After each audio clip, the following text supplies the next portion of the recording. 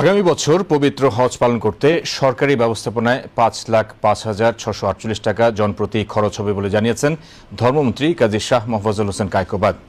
তিনি আজ সচিবালয়ে পবিত্র হজ ২০২৭-এর প্যাকেজ সংক্রান্ত সংবাদ সম্মেলনে এ তথ্য জানান।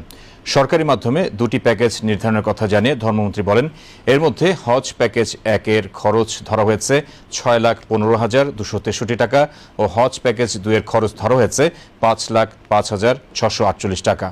বিস্তারিত শেখ আলীর রিপোর্টে।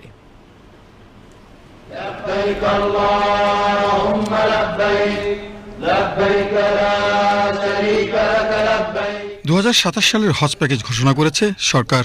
সরকারি ও বেসরকারি ব্যবস্থাপনায় ৩টি হজ প্যাকেজ রাখা হয়েছে। এর মধ্যে সরকারি ব্যবস্থাপনায় ২টি এবং বেসরকারি ব্যবস্থাপনায় 1টি সাধারণ হজ প্যাকেজ।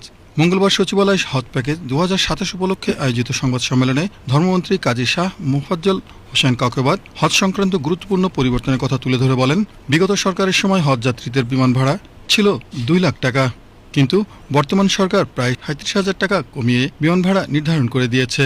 বিমান ভাড়ার ইতিহাস পর্যালোচনা করলে দেখা যায়, অতীত প্রধানমন্ত্রী শেখ হাসিনা হজ ফ্লাইটে বিমান ভাড়া কিভাবে বাড়ানো যায় সেই চেষ্টা চালিয়ে গেছেন। আর জনাব তারেক রহমান আমাদের মাননীয় প্রধানমন্ত্রী হয়ে আল্লাহর মেহমানদের বিমান ভাড়া কিভাবে কমানো যায় সে প্রচেষ্টা চালিয়ে যাচ্ছেন। ২০২৬ সালের হজে মাননীয় প্রধানমন্ত্রী জনাব তারেক রহমান সাহেবের ব্যক্তিগত উদ্যোগে বিমান ভাড়া কিছুটা কমানো সম্ভব হয়েছিল।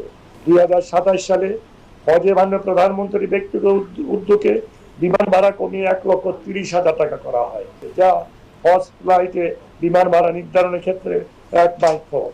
শেখ হাসিনা সরকারের আমলে ২০২৩ সালে বিমান ভাড়া ছিল প্রায় ২ লক্ষ টাকা।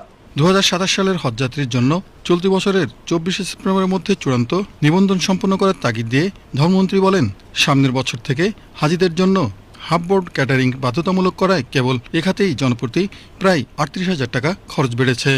সৌদি সরকার এবার বাধ্যতামূলক করেছে খাবার ওনারা সরবরাহ করবে। এখানে দুটো জিনিস বাড়তেছে, একটা হলো খাবারের জন্য বাড়তেছে ৩৯,৫০৮ টাকা, আর সার্ভিস চার্জ ২৩,২৪০ টাকা, আর মুদ্রা বিনিময় হারে বেড়েছে ৩,৮২৬ টাকা। এই বছর সরকারি মাধ্যমে আমরা দুটি হজ প্যাকেজ নির্ধারণ করেছি, যথা হজ প্যাকেজ ১ ও হজ প্যাকেজ ২ সাশ্রয়ী।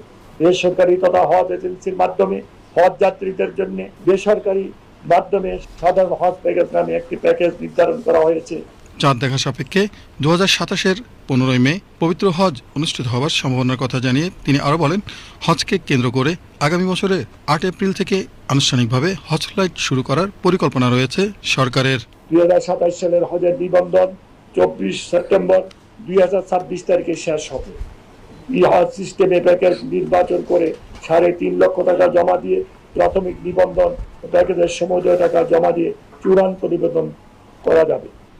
Sheikh Ali, BTV news.